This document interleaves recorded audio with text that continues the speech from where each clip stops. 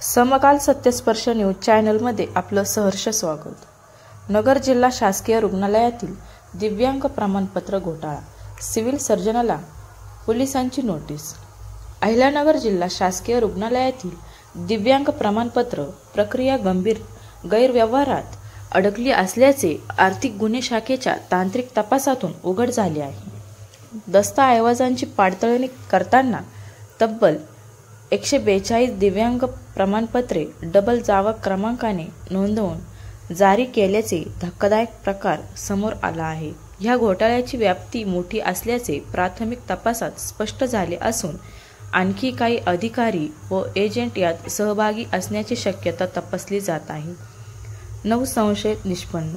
आतापर्यंतच्या तपासात एकूण 9 संशयित आरोपींची भूमिका निष्पन्न झाली आहे। यामध्ये 3 जिल्हा रुग्णालयातील कर्मचारी आहेत।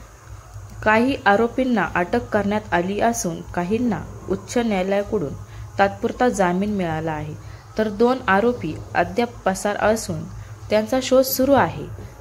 एका संशयित आरोपीचा मृत्यू झाला आहे। पोलिसांनी आरोपींची संख्या आणखी वाढण्याची शक्यता व्यक्त केली आहे। ब्युरो रिपोर्ट, वैष्णव हरबासह समकाल सत्यस्पर्श न्यूज चॅनल।